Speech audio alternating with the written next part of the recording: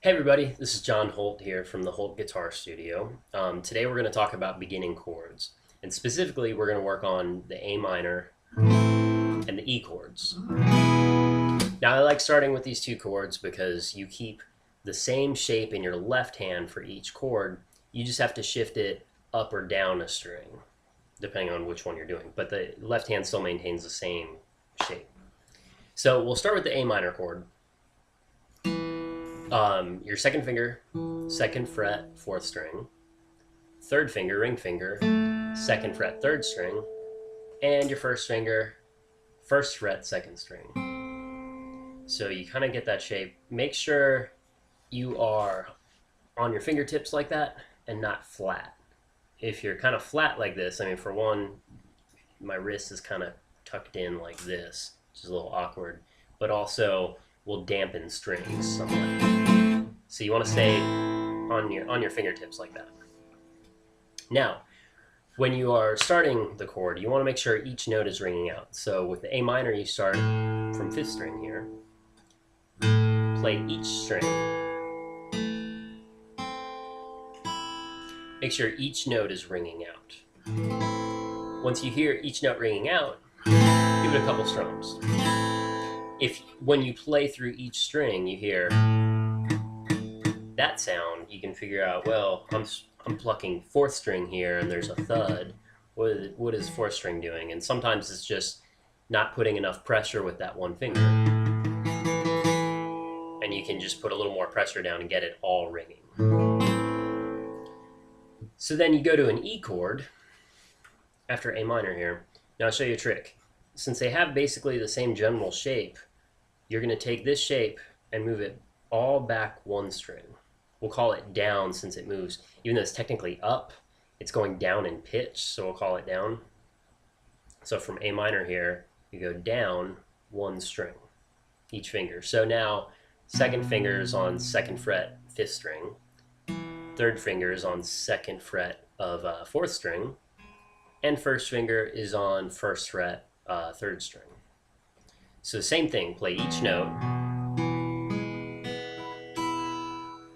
If it's all ringing out, sounding good. If you hear a couple thuds or buzzes, figure out what's going on there if you're not putting enough pressure. Sometimes it's also, if we're too far back, it's harder to press down the strings. So you want to be as far forward as possible. Sometimes it's tricky with chords without being on top of the metal fret. You want to be just behind the metal fret. Makes it a little bit easier to touch down. So once you feel like these two chords are sounding good, the next step is putting some rhythm to it. So for changing back and forth, I will take an A minor and I'll strum it 2 times and have 2 rests, and then do the same thing on E and go back and forth. So I'll show you what I mean. I'll start with A minor, go 1, 2, and then I rest, then go to the E. 1, 2, rest, back to A minor, rest, rest, rest, rest, rest, then to the E. Right now you can use that rest to change to the next chord too.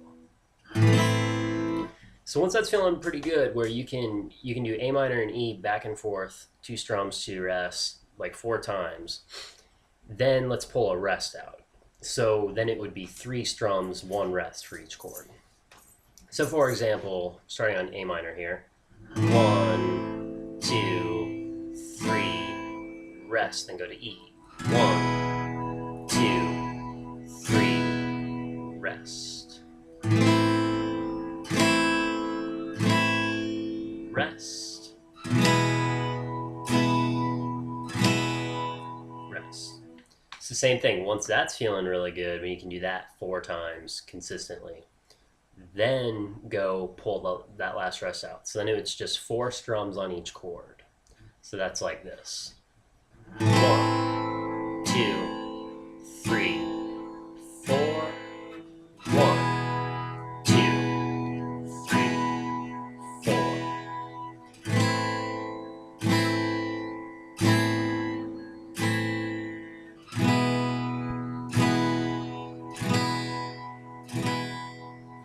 So then you want to get that consistent, then talk about speeding it up a little bit more. So one last thing about the changes, and sort of maintaining this position. When you're changing, as much as possible, maintain the same position between these two chords. When you change chords, you don't want to lay like one finger down at a time, because that'll slow you down in the changes and it won't sound quite as smooth if you can keep the same shape. So that's a little tricky. It takes a while to get, but even just doing left hand alone, not worrying about this right hand here, you can just, I do this sometimes, just tap the A minor, tap the E. I'm hardly putting any pressure on. It's just getting used to where those fingers go. And that's a good way to get used to the chord changes with any chords too. So take this concept, apply it to other chords. Let's say you have a C and a G in a song that you're just starting. You know, take your C chord, make sure you got every note sounding out, strum it, and then you can do the same thing with your G chord.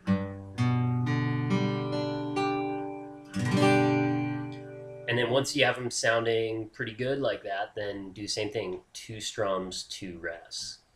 1, 2, rest, rest. 1, 2, rest, rest.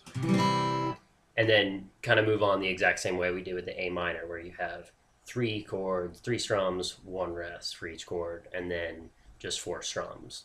So that's how I like to begin chords. Those are the A minor and the E, and apply this to any other chords that you're working on.